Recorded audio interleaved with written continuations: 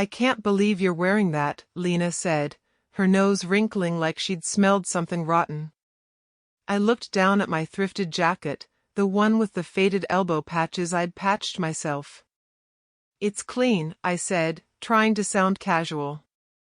Clean doesn't mean fashionable, she muttered, brushing past me as if I were invisible. I laughed nervously. I thought you liked it. I like style, she corrected, her tone sharp. And that isn't it. I swallowed. Right. Got it. We walked down the street toward the coffee shop she insisted on meeting me at, the one where the waiters wore name tags and the drinks cost a week's worth of my lunch budget. Lena's eyes scanned the crowd like she expected someone, better than me, to appear at any moment. Do you really need to order that? She asked, pointing at my usual black coffee. It's cheap, I said. And it's what I like. She rolled her eyes. I meant the muffin. You can't afford it, anyway. I forced a smile. It's fine. I can afford one muffin. Her phone buzzed. She checked it without looking at me. Evan says we should meet after work.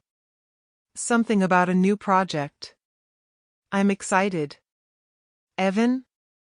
I asked, trying to hide the tension in my voice. She waved a hand dismissively. My manager. You've met him, remember? The tall guy with the suit? Oh, yeah, I said, thinking back to the office party she dragged me to last month. Evan had barely looked at me, his smirk lingering like a judgment I couldn't shake. Anyway, Lena continued, I have to go. You know how it is. Sure, I said, my throat tight. Go ahead. I watched her leave, her heels clicking on the pavement, and felt that familiar hollow in my chest. It wasn't new, but it never got easier. I always convinced myself it was love, that love was enough to fill that empty space she seemed to widen with every glance away. Later that evening, I picked up the phone. Hey, I said. Hey, she replied. The pause that followed felt heavy. You okay? I'm fine, she said. Too casually. Just tired. I hesitated. You sound distant. I'm not distant, she said, quick this time. Don't overthink it. I'm not overthinking it, I insisted, though my voice cracked slightly. I have to go, she said. We'll talk later. Later, I echoed, letting the word fall like a stone. The next day, she invited me to meet her coworkers. I dressed in my best, well, least embarrassing, shirt and jeans and hoped it would pass.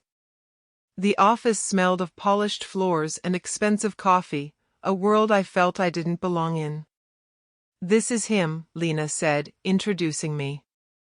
Evan glanced at me, raised an eyebrow, and said, You're dating Lena? His tone was almost disbelief. Yes, Lena said, smiling tightly, as if to reassure him, or maybe herself. I offered my hand. Nice to meet you. Evan shook it with a faint smirk. Right. Then he turned to Lena.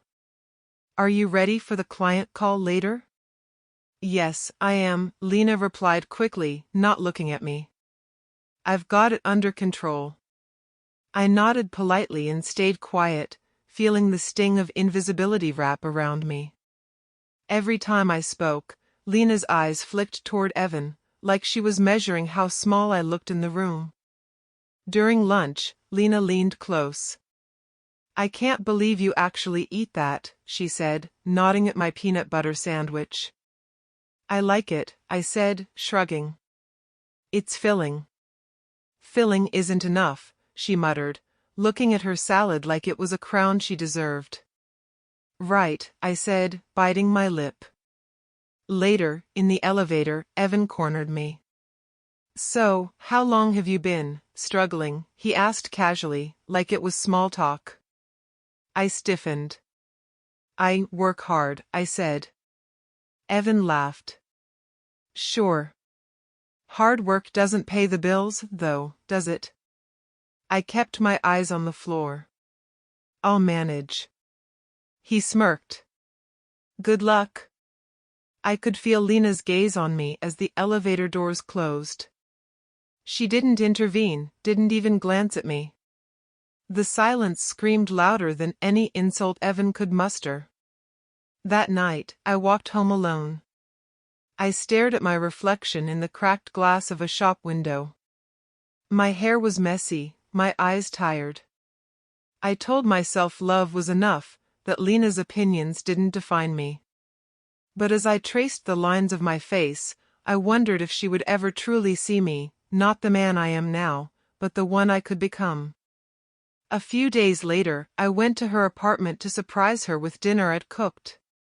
She opened the door in her work blouse, hair slightly messy, and smiled. A real smile, but only for a second. Oh, you cooked, she said, raising an eyebrow. Yeah, I said, holding up the container. I thought we could eat together. Thanks, she said, but there was a distant edge. I'm meeting Evan in 20 minutes. I nodded, trying to hide my frustration. I'll wait, I said. Don't bother, she said. I'll grab a cab. I swallowed, nodding again. Okay. I stayed, pretending to help her tidy the living room. She didn't ask me to, but I wanted to. I wanted to matter. She checked her phone constantly, text after text from Evan, and I pretended not to notice. As she left, I lingered near the door. That's when I overheard her, speaking softly, almost to herself. He'll never be anything, just like always. Poor, stuck, pathetic. My stomach dropped. The words hit like ice water. I wanted to scream, to run after her, to tell her she was wrong. But I stayed silent. I let her walk away. I shut the door and leaned against it, my heart pounding.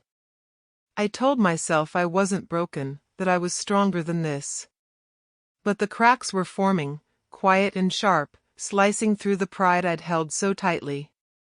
I cooked my dinner in silence. The peanut butter sandwich tasted like ashes. I stared out the window at the city lights, imagining a life where someone didn't doubt me at every step. My mind swirled with thoughts I couldn't voice. I loved her, but I also hated that she could hurt me so easily. Why do I keep doing this? I whispered to no one. Because I loved her, my heart answered. Because love was supposed to be enough. I went to bed that night exhausted, not from work, not from life, but from the effort of pretending to be small enough to fit into her world, and big enough to survive my own. I didn't know then that the worst was yet to come. That day was only a shadow, a quiet prelude to a storm that would change everything. But in that moment, I promised myself I wouldn't break. Not completely. I just didn't know what survival would cost me, or how much of her I'd have to leave behind to finally feel free. I still remember the way she looked at me that morning, the kind of look that didn't belong in a loving relationship.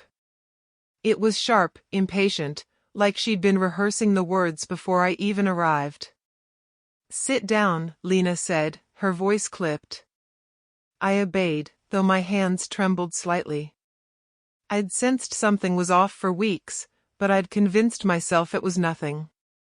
Something's wrong, I said, trying to keep my voice calm. I think you already know, she said, avoiding my gaze. No, I don't, I said, forcing a laugh I didn't feel. Tell me. She took a deep breath, pacing the small living room. I can't do this anymore. Do what? I asked, my stomach tightening. This, she said, gesturing vaguely. Us. You. Me. This life. I blinked. What are you saying? She stopped pacing and looked at me, her eyes almost cold. I'm saying. I'm done. My chest tightened. Done? Yes, she said simply, like it were the most obvious thing in the world. I can't be with someone who isn't going anywhere. Who's always struggling, always behind. I shook my head, unable to speak. I thought you loved me. I did, she said. I do, but love isn't enough. I can't. I need more. Someone who can give me what I want, what I deserve. My throat felt dry. More? You mean money? It's not just that, she said, her tone sharper now. It's ambition. Stability. Someone who isn't stuck. Stuck? I whispered. You've been with me for years. You've seen what I do. You know I'm trying. Yes, I know, she said, almost impatiently. But trying isn't enough.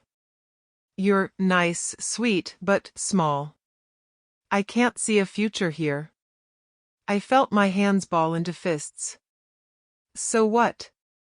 That's it? You're leaving me? Yes, she said, her words slow and deliberate. I met someone else. I froze. Someone else? Yes, she repeated, like it were obvious. Evan. I felt my stomach drop. Evan? Your manager?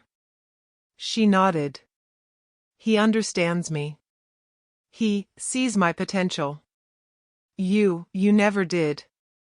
You only see what's in front of you. You never aim higher. I swallowed hard. I aimed. I tried. You just never believed in me. I did believe in you, she said. I can't anymore.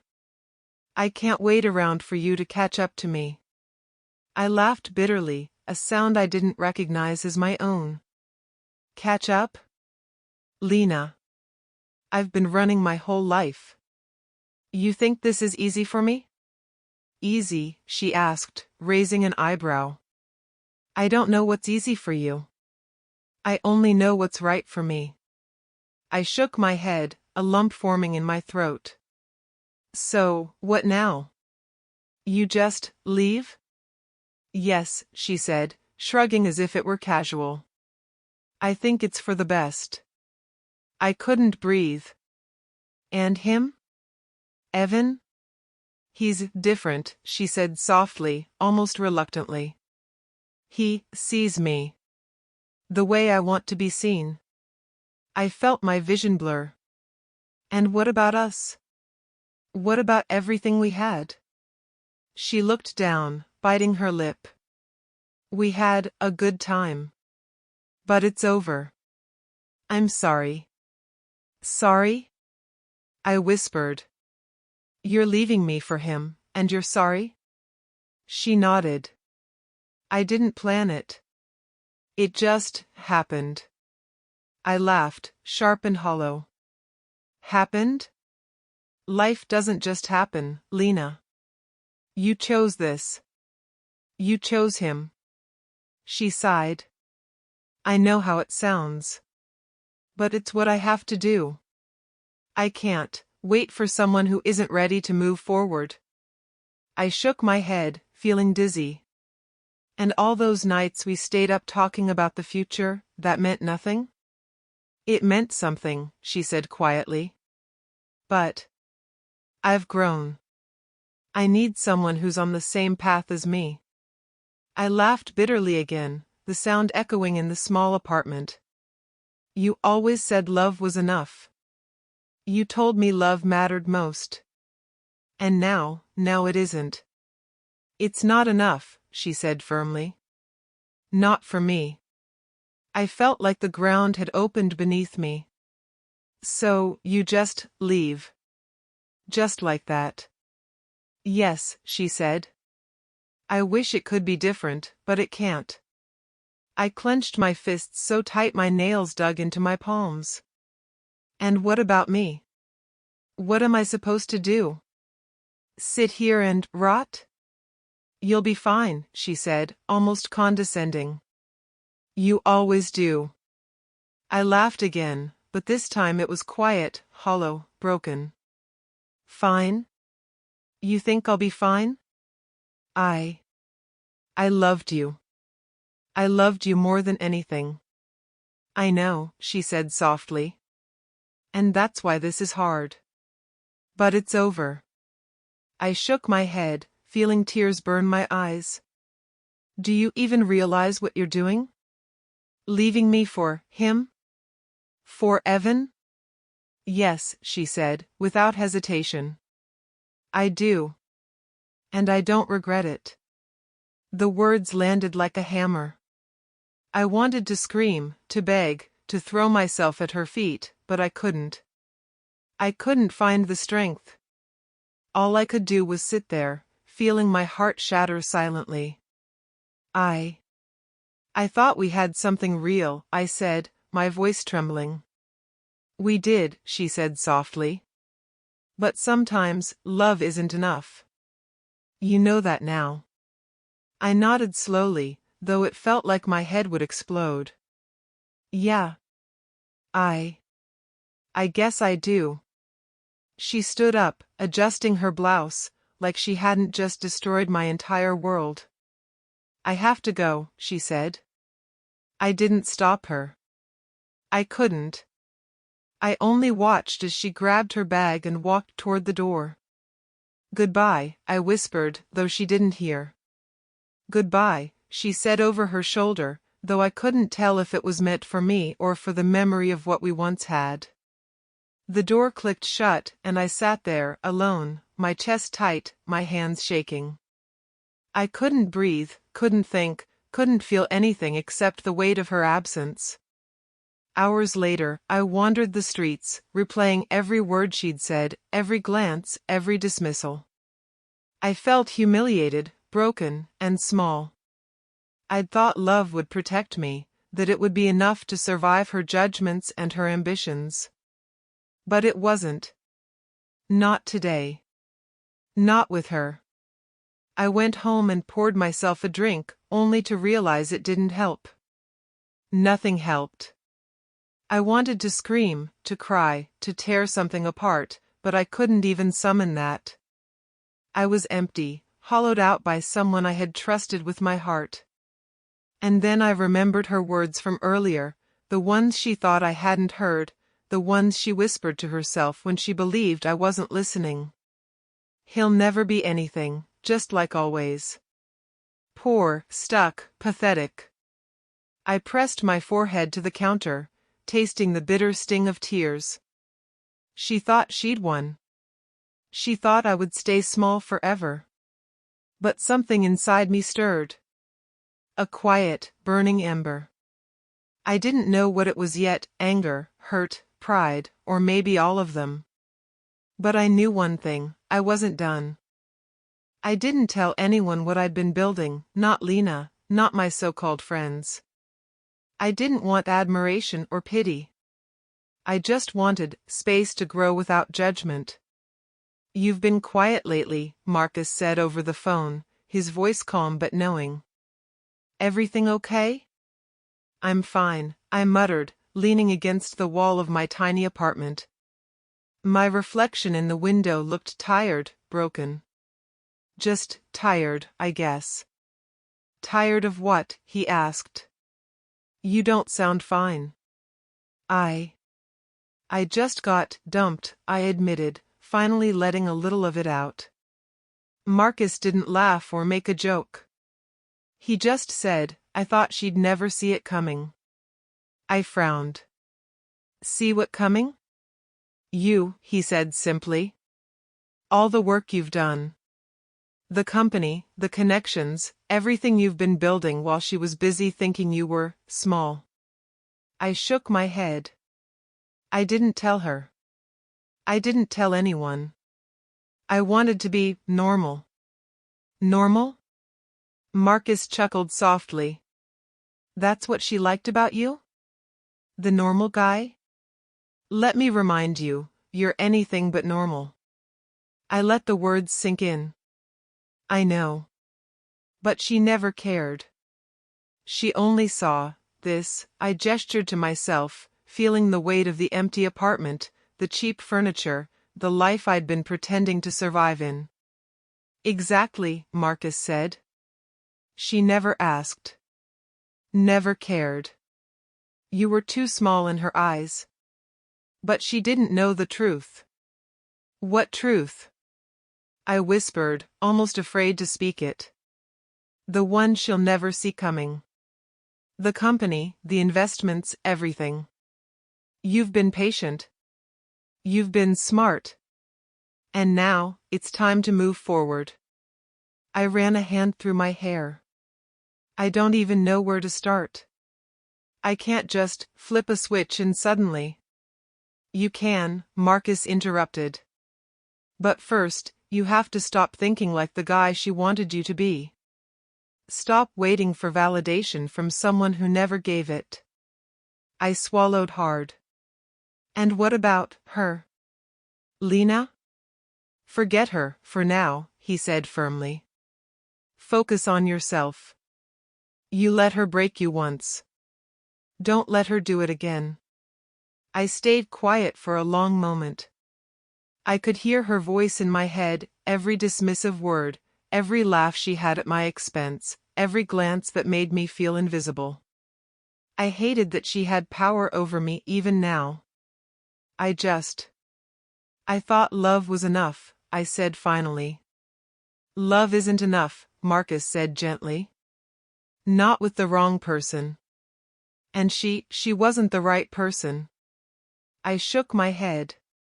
I wanted it to be. I wanted it so badly. You did, he said. And that's why it hurt. But the thing is, she never had to see the real you. You let her judge what she could see, and you hid the rest. That's on her, not you. I clenched my fists. I want her to know. To see that she was wrong. That I'm not. Don't worry, Marcus said with a hint of a smile. One day, she'll see. And it won't be because you told her. It'll be because she realizes she missed it. I leaned back against the wall, letting the silence hang between us. You really think that'll happen? I know it will, he said confidently. You've been patient. You've been smart. And now, it's time for the payoff. I wanted to laugh, but the sound caught in my throat. Payoff? Yes, he said.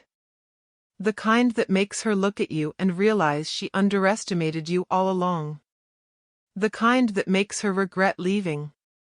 I felt something stir inside me, a quiet fire. Not revenge, not yet, but the first flicker of determination. I wasn't just a sad man in a cheap apartment. I was someone who had been building quietly, someone she'd never see coming. You really believe I can do it? I asked. I don't believe it, Marcus said. I know it. You've got the skills, the patience, the brains. You just need to act. I closed my eyes and let the words sink in. I thought about Lena, her dismissive smile, her sharp words, the way she never let me feel enough. Enough for her, enough for anyone. I guess I should have told her, I admitted, almost to myself. Maybe she'd have appreciated it. Maybe, Marcus said, his tone softening. But maybe she wouldn't have. Some people just can't see the value of what's right in front of them.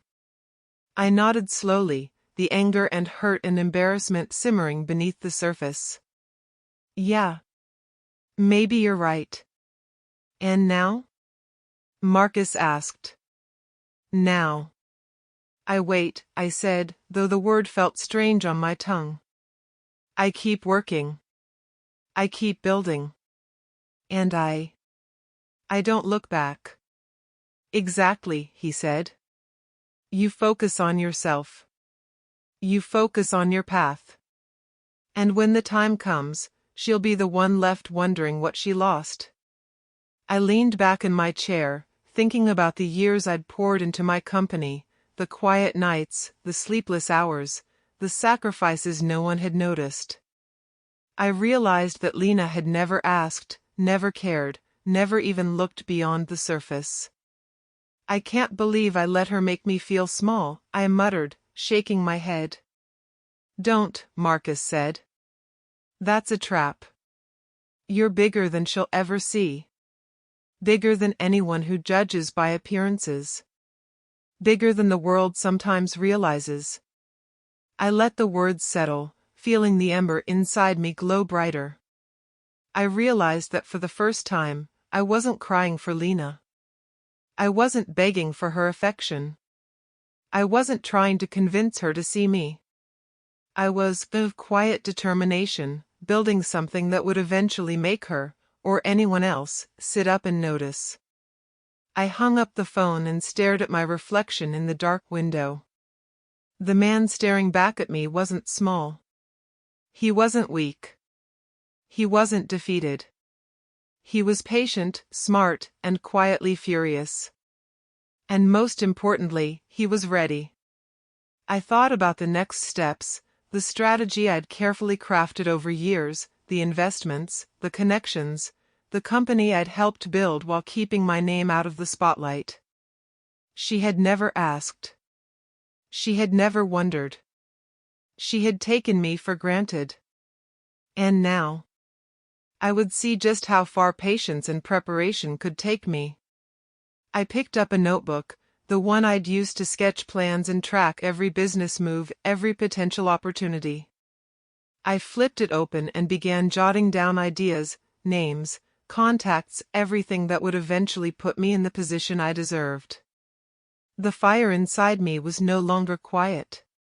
It had grown into a steady, simmering heat. I could feel it in my chest, in my hands, in the way my heart beat. I wasn't angry at her anymore, not yet, but I knew I wouldn't forget. I knew that one day, she would understand exactly who she had walked away from. And I smiled. Not because I wanted to hurt her. Not because I wanted revenge.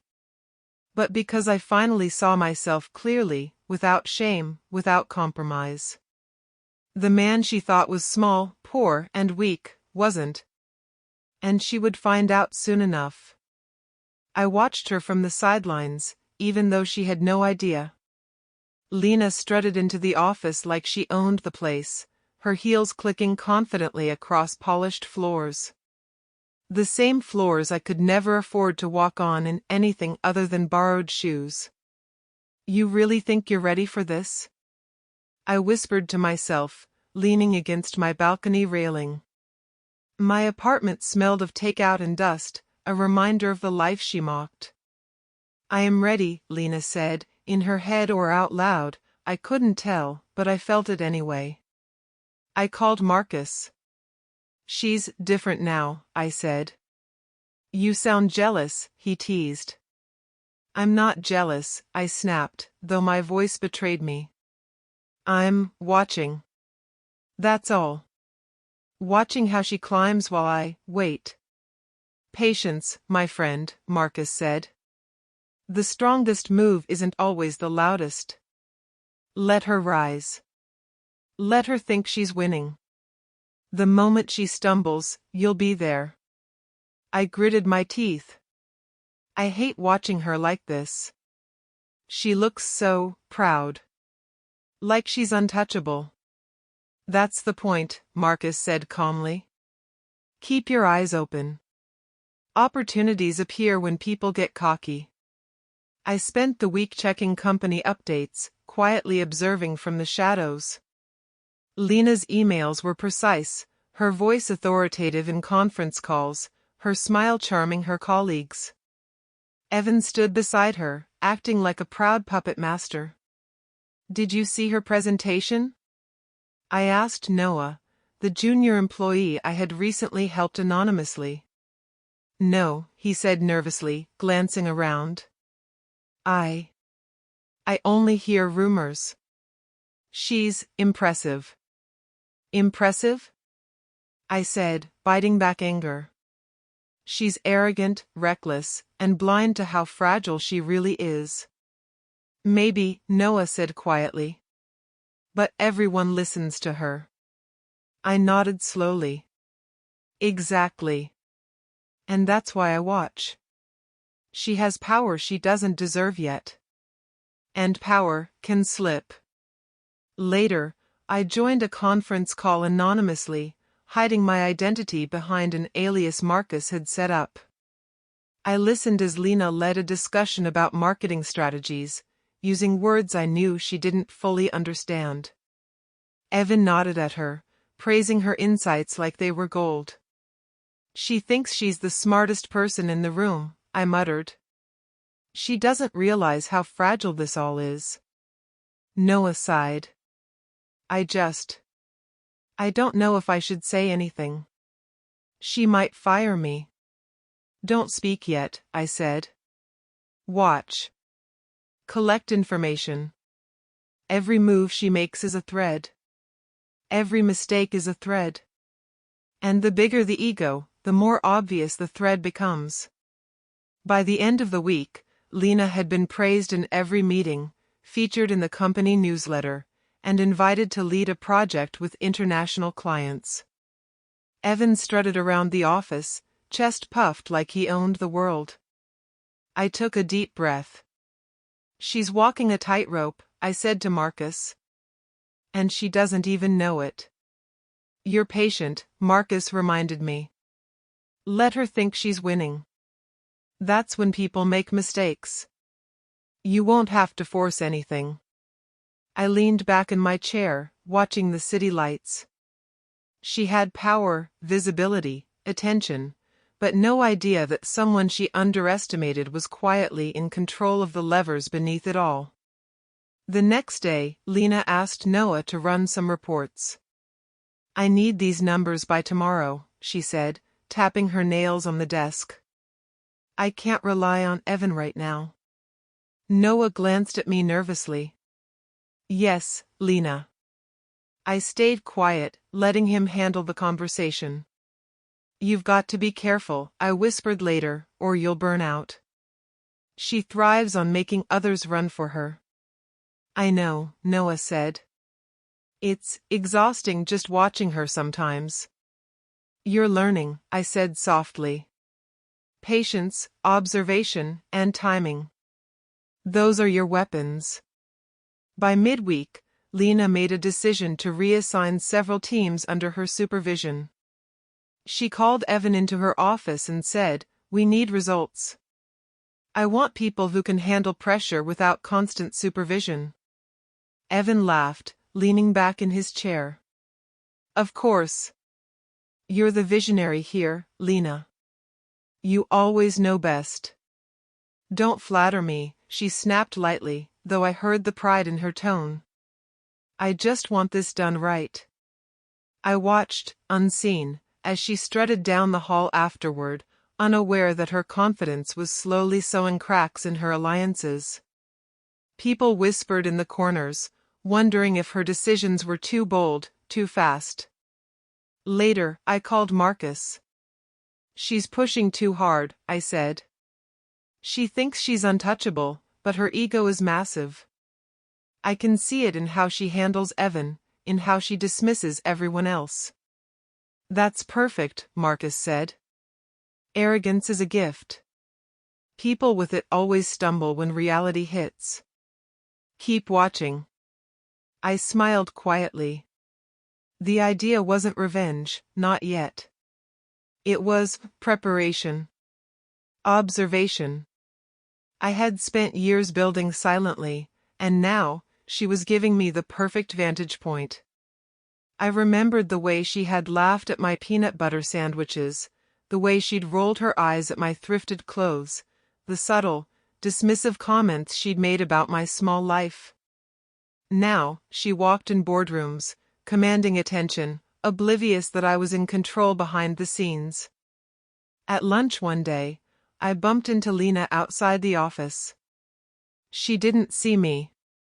I watched her talk to a client, her voice smooth, her hands expressive.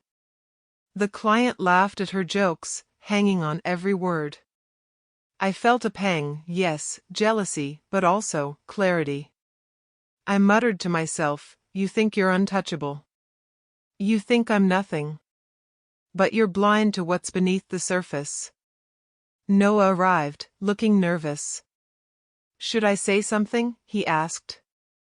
"No," I said. "Not yet. Let her make her own mistakes. We're patient. We wait. Every misstep counts."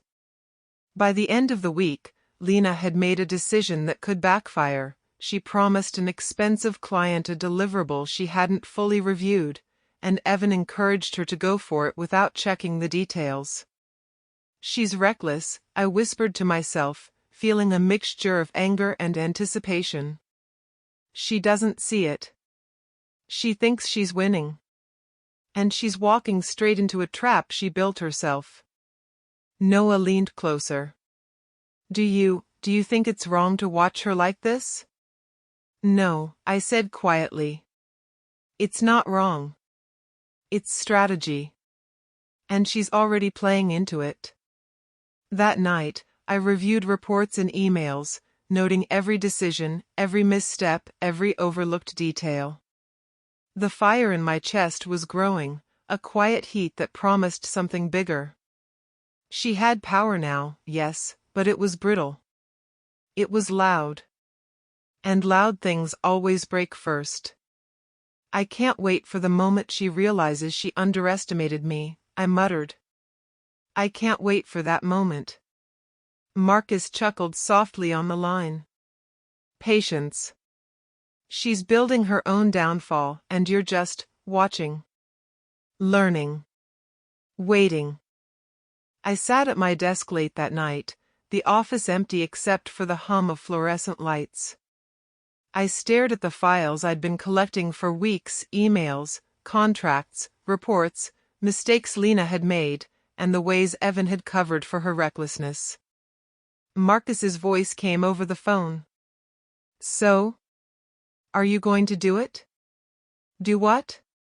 I asked, though I already knew the answer. "Take control," he said calmly.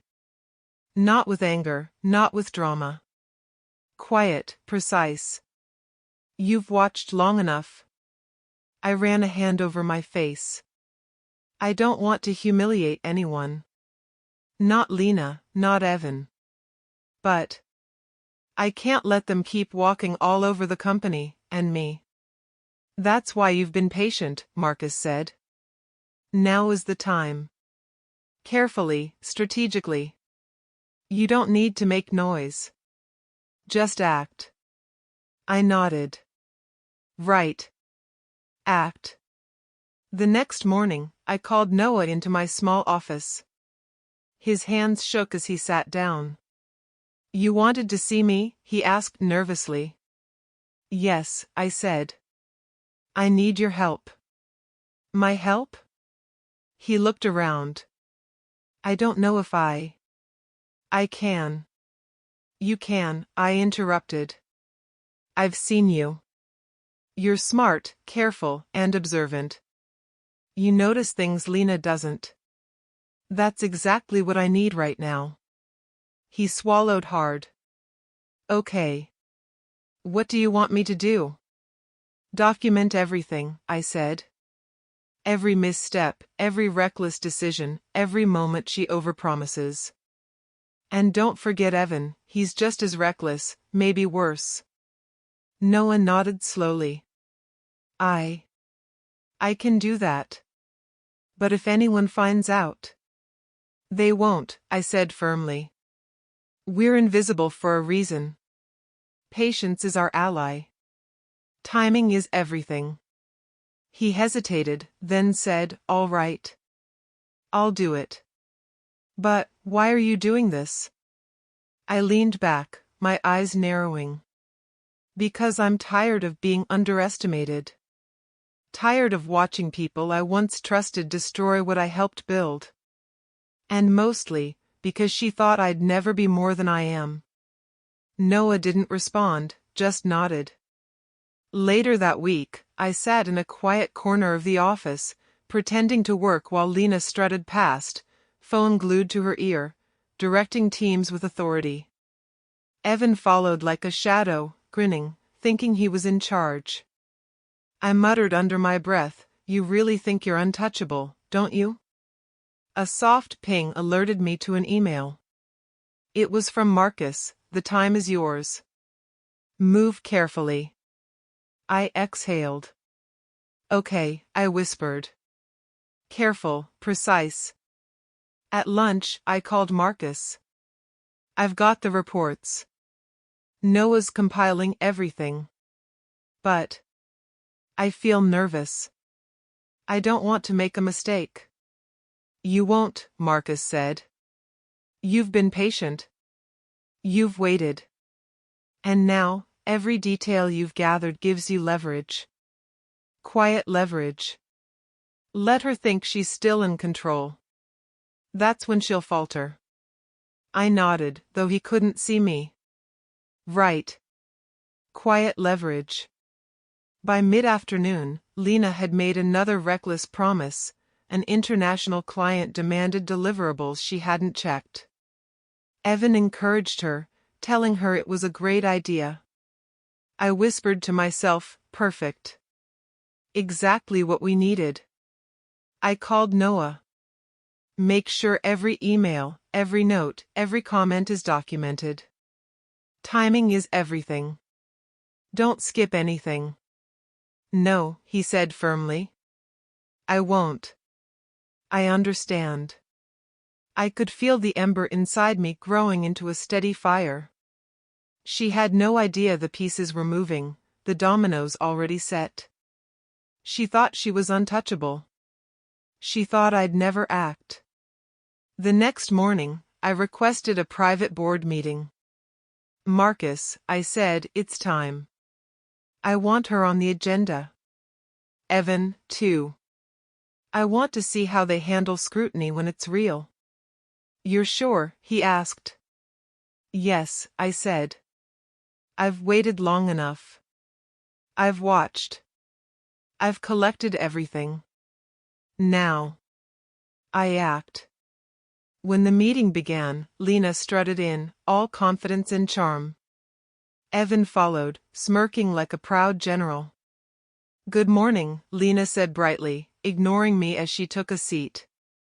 "Morning," I said quietly, sitting at the head of the table. For the first time, she glanced at me fully. Her smile faltered. "You're here?" she asked, surprised. "Yes," I said. "I've been reviewing recent company operations, and I thought it would be good to discuss some findings." Evan laughed nervously. "Findings? What findings?" "From audits, emails, and reports," I said. "Everything compiled over the past few weeks. I thought it would be helpful to review them together." Lena's expression flickered. "You compiled everything?" "Yes," I said. "And I think you'll find it illuminating." I watched as the room shifted uncomfortably. Employees exchanged glances. Even Evan's confidence faltered. "This is," Lena said, searching for words. "This is a lot." "Yes," I said calmly. "A lot of small mistakes add up. And unfortunately, some of those mistakes could have cost the company significantly." She opened her mouth, but I held up a hand. "Let me finish. I'm not here to humiliate anyone. I'm here to ensure accountability. The company needs strong leadership, and everyone must be responsible for their actions." Evan shifted in his seat. I don't know what you're implying." "I'm implying that reckless decisions have consequences," I said. "And when those decisions involve misrepresenting capabilities, overpromising deliverables, or ignoring team input, there's a cost. I let the words hang. The room was silent except for the hum of the air conditioner.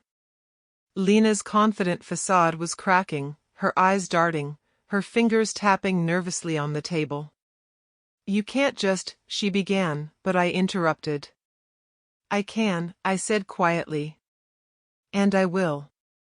I've documented everything. Emails, reports, conversations. Every decision that could jeopardize this company." Evan swallowed hard. You're serious?" "Yes," I said. "I am serious. The company cannot survive if leadership acts recklessly. And accountability starts at the top." Lena's hands trembled slightly. "And what happens now?" "You step aside," I said. "Or I escalate this to the board. And everyone will see the pattern, not just the isolated incidents." Her lips parted, and for the first time, she looked small. Not angry, not commanding, not arrogant, just human. Vulnerable. I didn't realize," she whispered.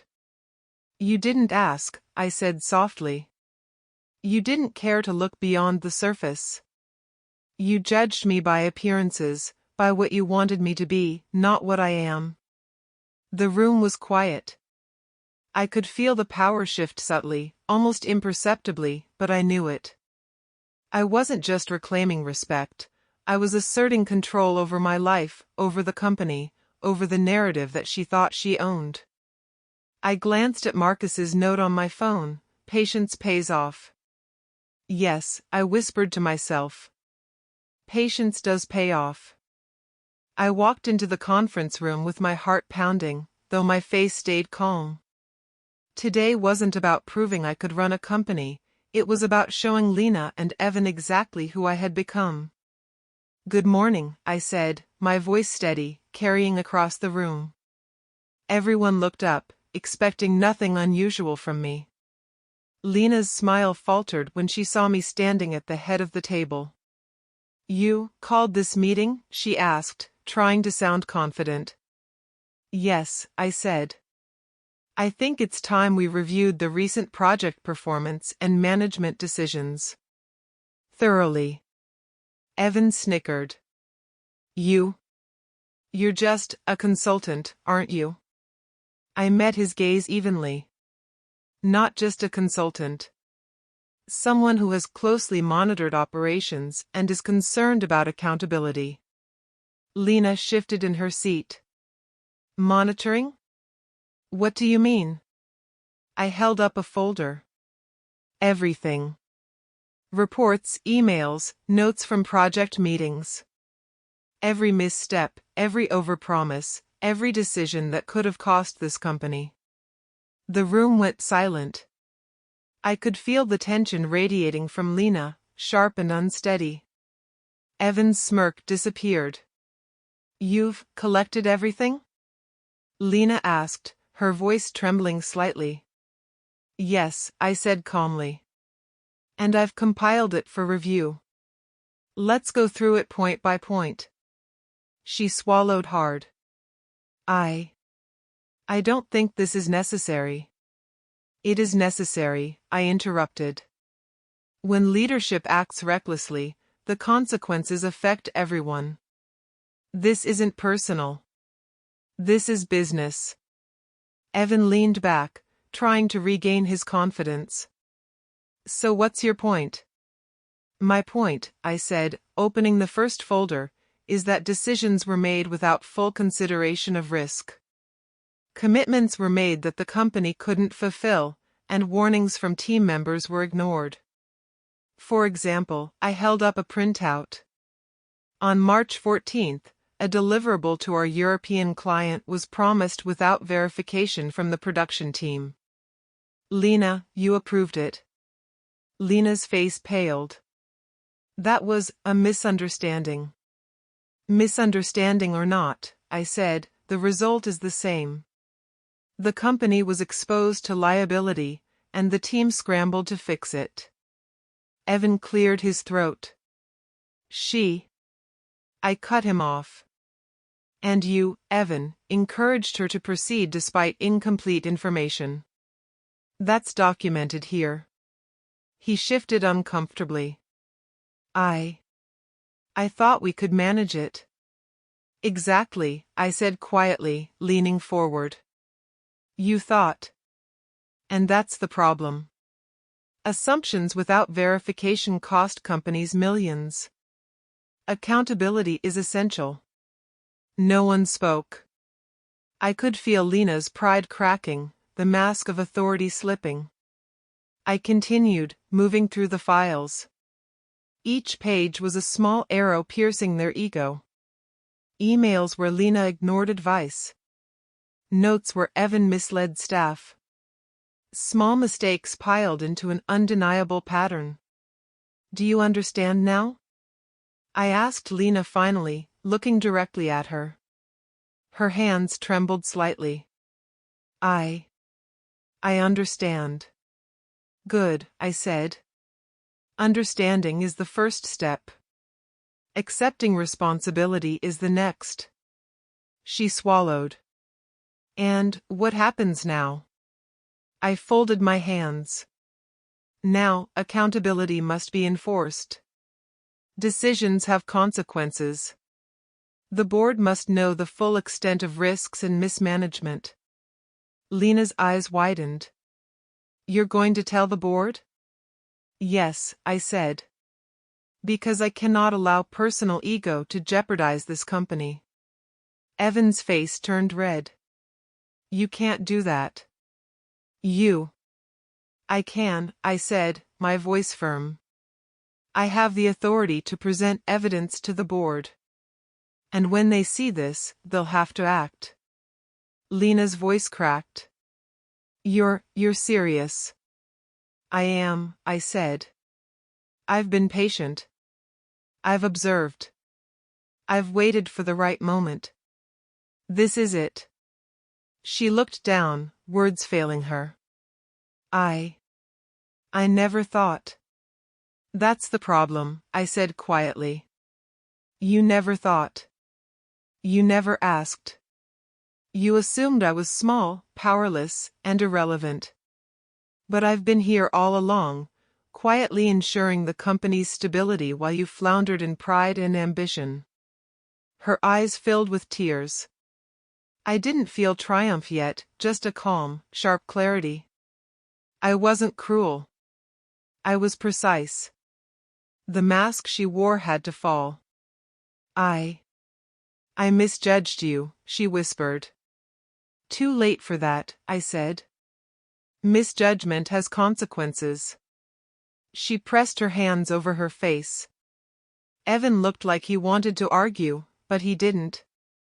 The evidence spoke louder than words. I turned to the room. Everyone else, note that accountability is not optional. Leadership requires responsibility. Personal pride cannot override company policy. And yes, even decisions made by top management are subject to scrutiny. A few employees nodded, quietly relieved that someone had finally addressed the chaos. Others exchanged nervous glances, realizing that the fragile illusion of perfection had crumbled. I glanced at Lena one last time. I'm not here to humiliate you, I said softly. I'm here to ensure we don't repeat these mistakes. Leadership isn't a title, it's action and responsibility. She didn't respond, just nodded slightly, her pride shattered but her understanding present. After the meeting, I walked out, leaving the room silent. I felt the ember inside me grow into a steady flame. Today wasn't revenge. Today wasn't celebration. Today was the first real moment of acknowledgement. No one had underestimated me anymore. Not Lena, not Evan, not the staff who had laughed quietly at my small life. I had acted without theatrics, without anger. The masks fell because I controlled the narrative. Later that evening, I met Marcus at our usual cafe. It's done, I said quietly, stirring my coffee. They know.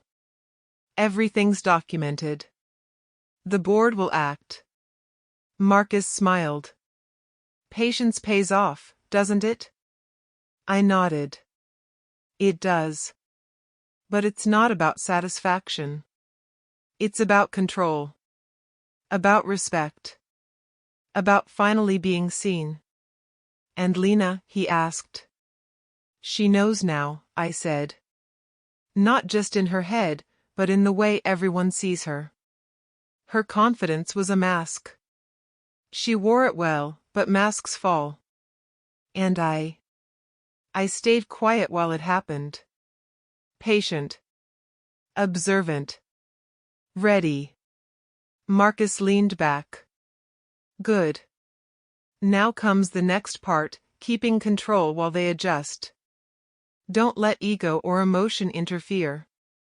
I took a sip of coffee, feeling the fire settle into something deeper. I won't, I said. I've waited too long to let anything distract me now. The night air was cool as I walked back to my apartment. I thought about Lena, her pride, her tears, the subtle panic in Evan's face. I didn't feel joy. I felt power. Quiet, deliberate power. No one had underestimated me this time. I had observed, I had planned, I had waited. And the moment had come when patience and strategy overtook arrogance and ignorance. The next morning, I arrived at the office earlier than usual. The air smelled of fresh coffee and ambition, but today, I noticed something different, a subtle tension. The energy in the building had shifted, though the staff moved like nothing had changed. I passed by Lena's office. She was already there, papers scattered across her desk, her face pale.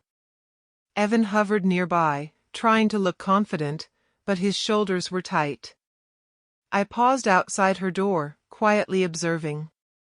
She hadn't noticed me yet. I didn't step in. I didn't need to. I let the silence speak. Noah approached me, his expression cautious. She's unsettled, he whispered. Ever since yesterday's meeting, she hasn't spoken to anyone outside her office.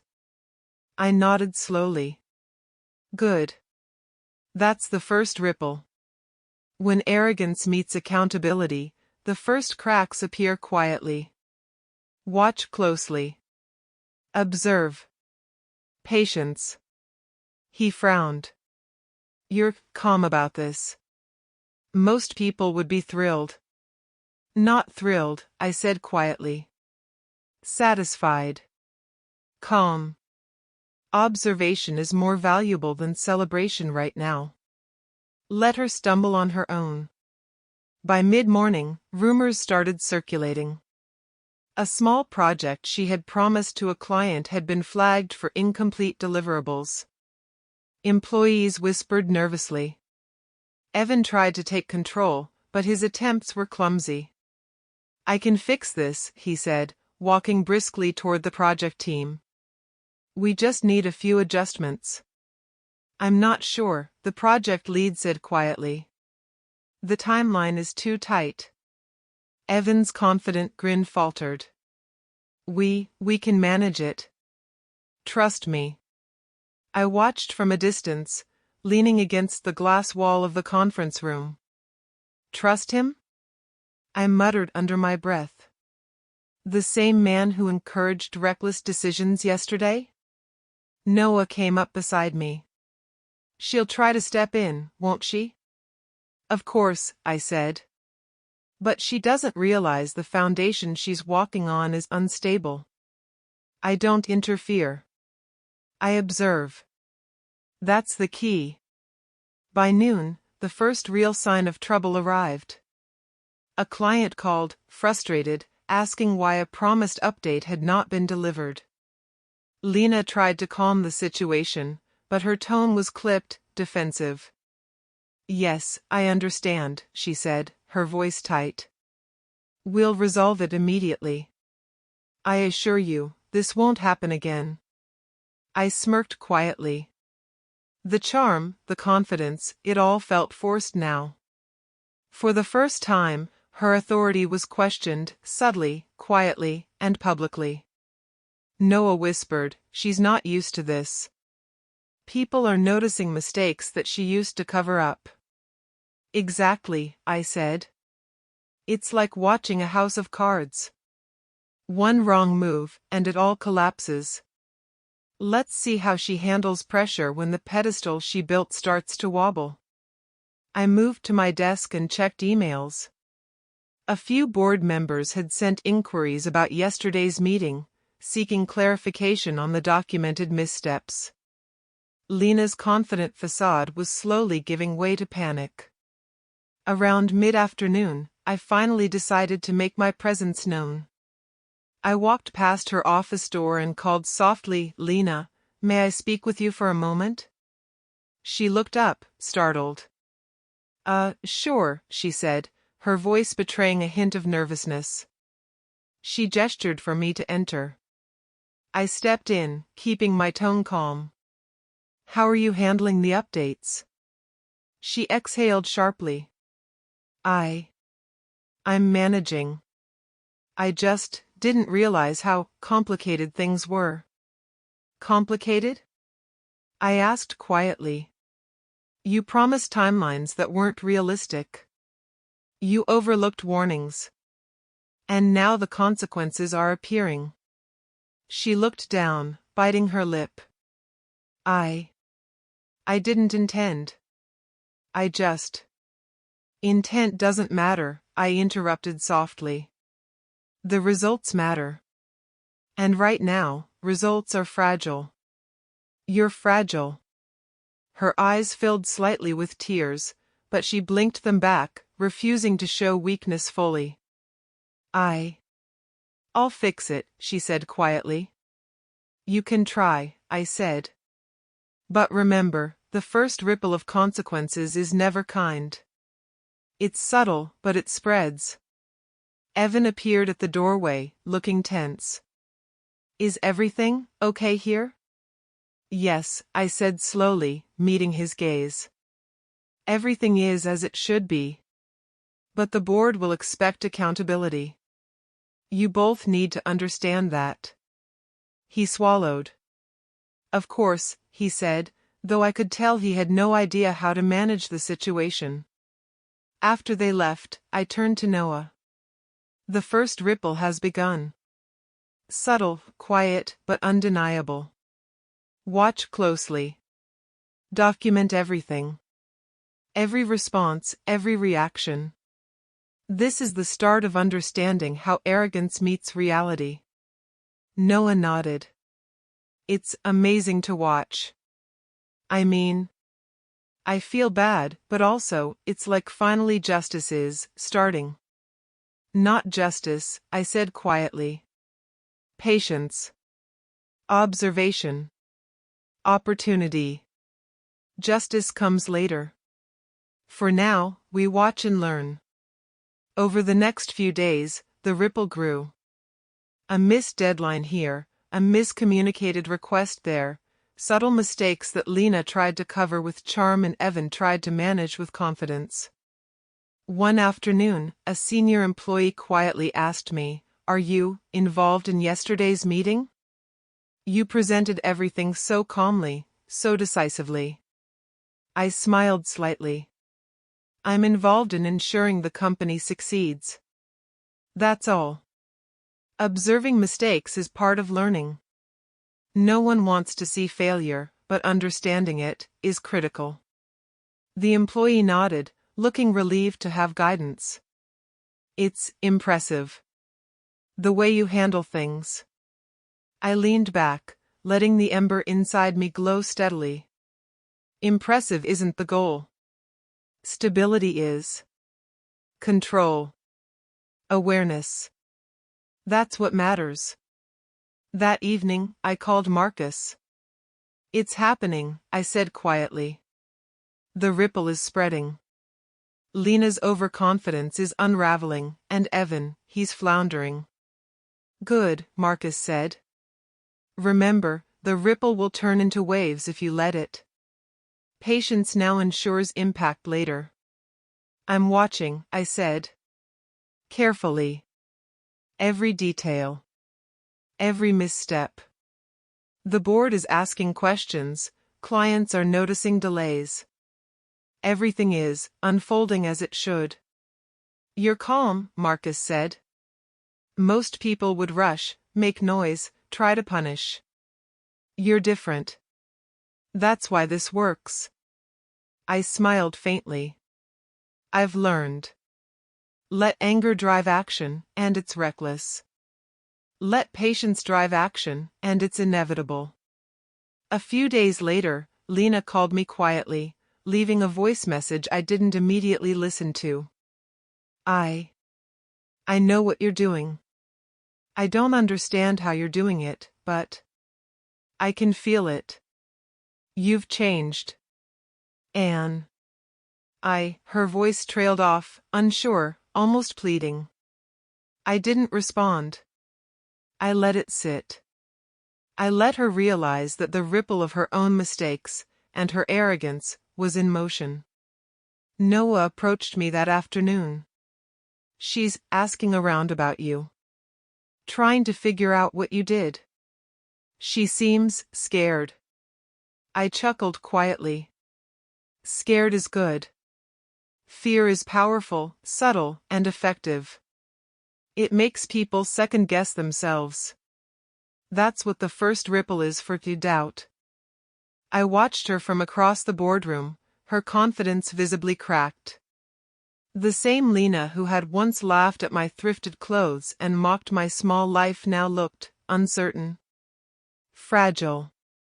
I didn't smile too wide, didn't gloat, there was no satisfaction in cruelty.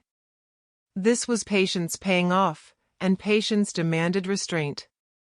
You wanted to see the board's response, I said quietly as she took her seat across from me.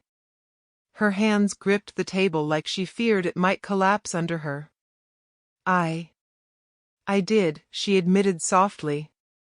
But I didn't expect this. You didn't expect accountability, I said evenly. You didn't ask questions. You didn't prepare for scrutiny. And now, I paused, letting the weight of the words settle. Now reality is here. Evan fidgeted in his chair. We can clarify things. Explain everything. It's all manageable. I shook my head. No. You've been managing recklessly for months. Explanation won't erase the impact of repeated mistakes. The ripple has become a wave. Lena's eyes darted to the board members, who were reviewing the compiled reports, their expressions serious. Some nodded, others whispered quietly. There was no laughter. There was no deferential admiration. Just facts. Consequences. Accountability. I didn't mean to, Lena started. You didn't intend to, yes, I interrupted softly. Intent is irrelevant. Results matter. And the results are in front of you. She pressed her hands to her face, exhaling sharply. I trusted myself. I thought I could handle it all. Yes, I said quietly, and you could have, if you had listened. If you had been humble. If you hadn't assumed I was insignificant. Evan shifted in his seat. But, you never told us. How did he? I met his gaze evenly. I didn't need to tell anyone. I observed. I built quietly. I was patient. And now the moment has come when what was ignored becomes unavoidable. The board chairman cleared his throat. Lena, Evan, we've reviewed these reports thoroughly. We acknowledge your previous contributions, but the documented decisions indicate repeated oversight. We need assurance that moving forward, accountability will be prioritized. Otherwise, he didn't finish the sentence. He didn't need to. The implication was clear. I leaned back, feeling the ember in my chest burn steadily. I had waited years for this. For the first time, the people who had once dismissed me were witnessing the consequence of ignoring me. And Lena, she was learning humility the hard way. Lena swallowed hard, biting her lip. I understand. I'll do better. I promise. Promises aren't enough, I said softly. Action is. Decisions speak louder than words. She looked at me, her eyes wide, searching for something. Forgiveness? Approval? Recognition? I didn't give her any. Not yet. I underestimated you, she whispered, almost inaudibly. I never saw what you were building. You didn't ask, I said gently, letting her words echo. You judged by appearances. That's why you're here. Evan shifted again, his bravado gone. I miscalculated. We miscalculated. Yes, I said quietly. And that miscalculation has consequences. But it doesn't have to destroy you, if humility guides your next steps. Noah, sitting quietly to my side, gave me a small nod. He had documented everything perfectly, and the first real wave of accountability was now spreading through the office. The board continued asking questions, seeking clarification on deadlines, deliverables, and decisions. Lena stammered at first, then grew more careful, more deliberate. But her eyes kept flicking to me, to the man she had once mocked. You've changed, she said finally, voice barely above a whisper. I didn't realize you've always been capable. I tilted my head slightly. I've always been capable, I said quietly. You just refused to see it. She pressed her hands to the table. I don't know what to say. You don't need to say anything, I replied. Recognition comes naturally when arrogance meets accountability. Evan groaned softly. This is brutal. I didn't think. I thought we were in control. You thought wrong, I said gently. You both did. That's the lesson here. Control isn't about appearances. It's about preparation, observation, and the quiet work that most people ignore. Lena lowered her gaze. I judged you unfairly. I made assumptions. I treated you poorly. Yes, I said softly. And that's why the ripple became a wave. What begins with arrogance and disregard eventually meets reality. She didn't argue. She didn't try to deflect. She was silent, and for the first time, I saw vulnerability in her. I saw the woman who had once made me feel small now fully aware of her mistakes. Do you hate me? She asked quietly. I considered it. Hate? I said. No. I don't hate you. I observed, I planned, and I acted. You are learning consequences, that's all. Hate would require energy I don't waste. What I do have is clarity. She exhaled slowly. Clarity. I wish I'd had that before. For us, for everything. Wishes don't change the past, I said quietly. Action changes the present and future. And now, you have a choice. Learn, adapt, and accept responsibility, or continue to stumble.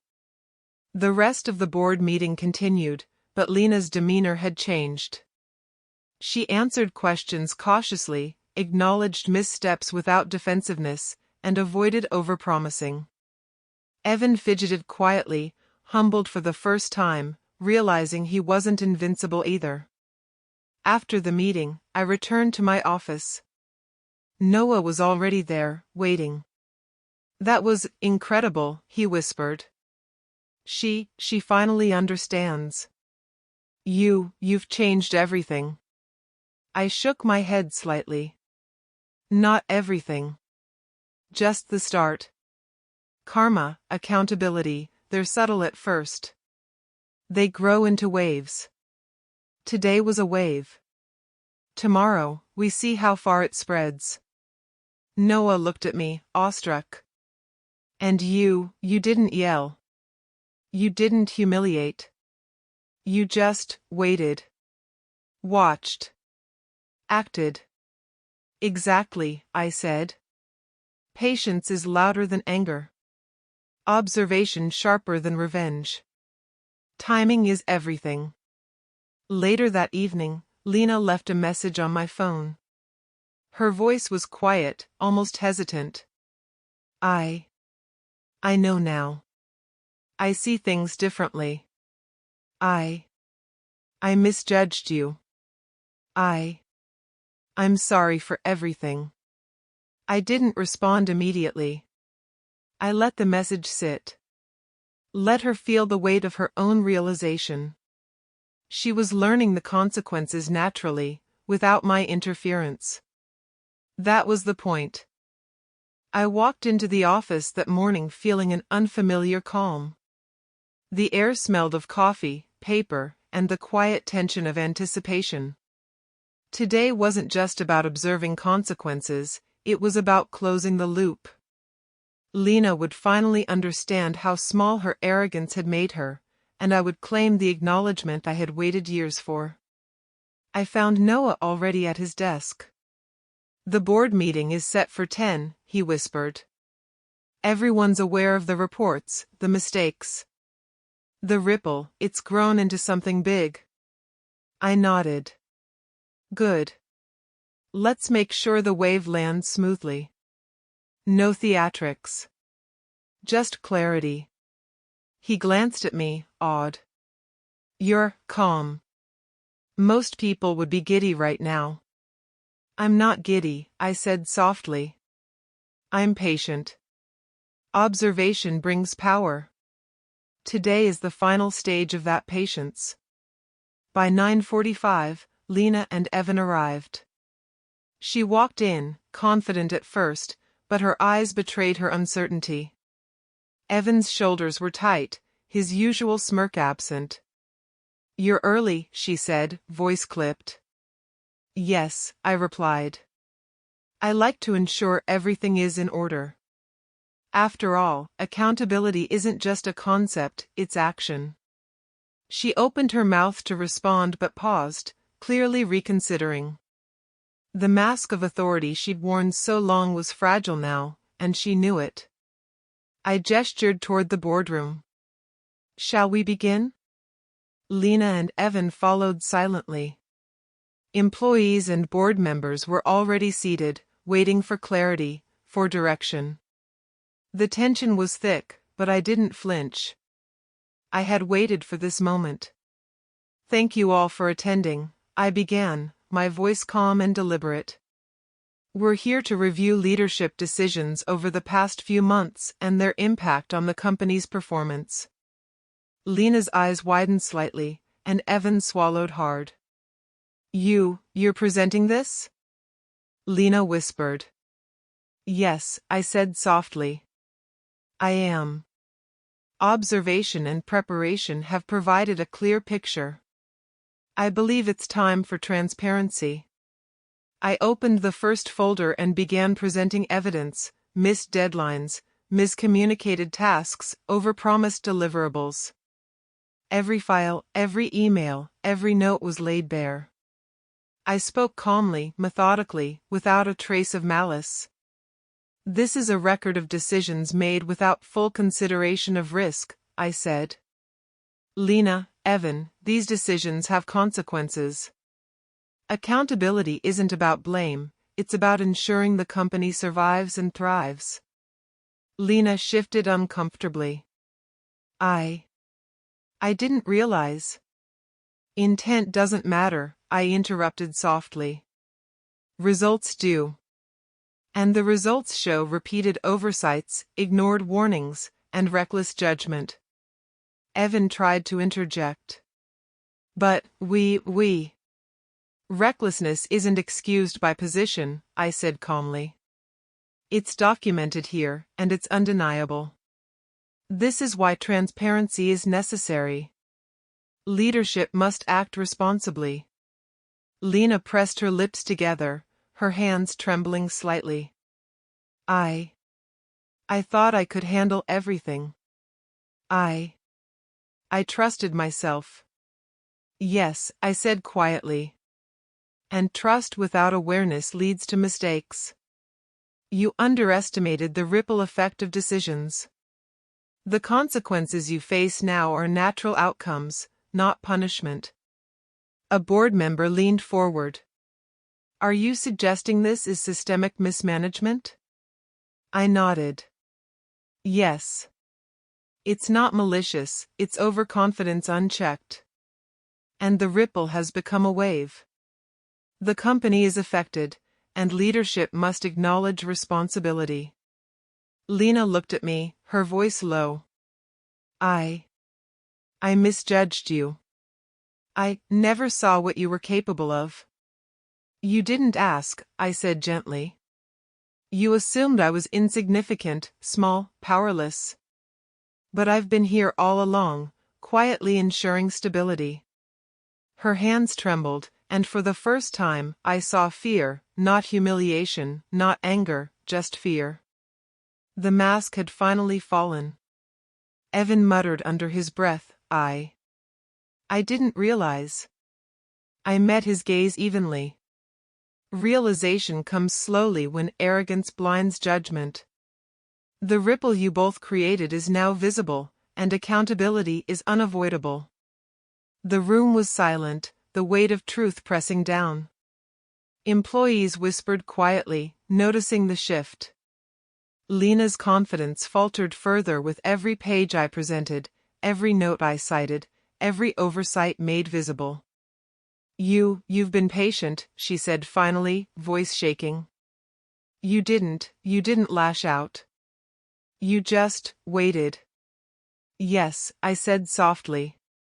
Patience reveals truth more effectively than anger.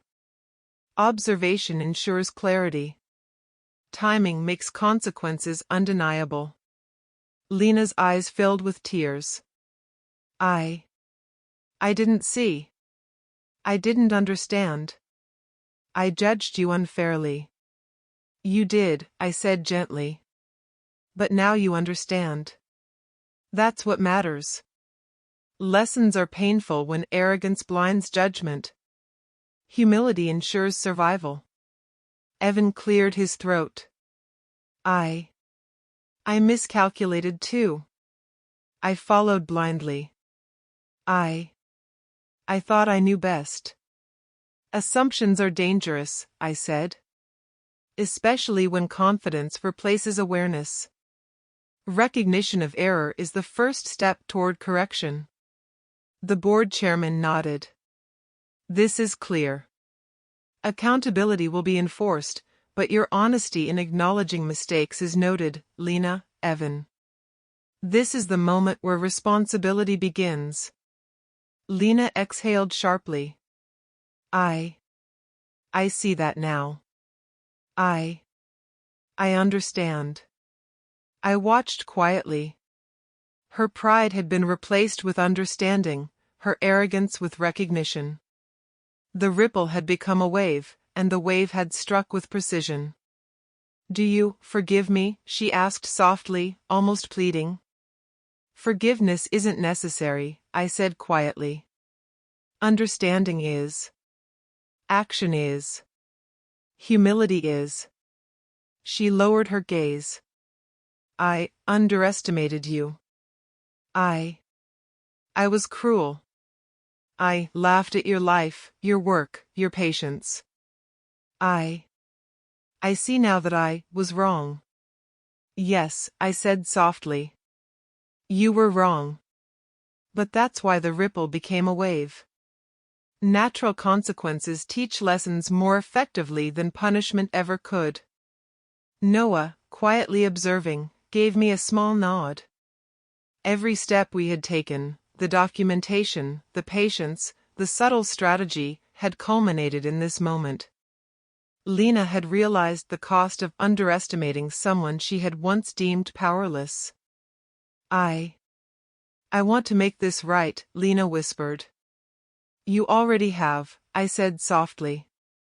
By acknowledging the truth. By accepting responsibility. Action comes next. Let humility guide your choices. She nodded slowly. I will. I promise. I won't. I won't make the same mistakes again. Yes, I said quietly. Good. That's all that matters. Recognition and action. That is true leadership. The board continued to ask questions, but Lena's answers were careful, deliberate, measured. Her confidence had returned, but it was tempered with humility, a confidence built on awareness rather than arrogance.